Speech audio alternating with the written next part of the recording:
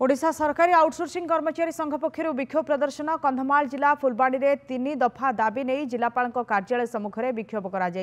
संघ पक्षर कर्मचारी मैंने विराट शोभा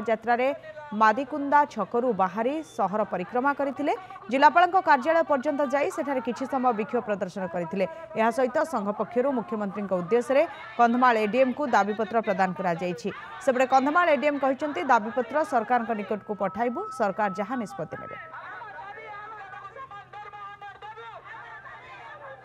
छटाई कर्मचारी को पुनर्निजुक्ति दायी निजुक्ति एवं जो कर्मचारी माने महिला कर्मचारी माने हो जो मानकर सरकारी सुविधार मान्यता देवा कथा से मान्यता आज दाबी करी सारा राज्य में कर्मचारी छटाई कर्मचारी माने दाबी कर तेणु यही जो हम ओडिशार जो गरीब साधारण छात्र छात्री युवक एवं शिक्षित बेकार मान जो प्रतारण कर विरुद्ध में संग्राम चालू रमे मिनिमम गोटे 10 वर्ष है आउटसोर्सिंग रे काम खटी खटी खटी खटी आसु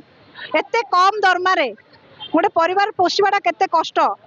सेतिकरे भी पिला छुआ संसार को लेकिन आम चलीचु माननीय मुख्यमंत्री को निवेदन करुचु जे एबे केमिति होउची स्थायी नियुक्ति करंतु आउटसोर्सिंग रो दुख बुझंतु आउटसोर्सिंग कर्मचारी मानकर दुख बुझंतु बोली हमर दाबी।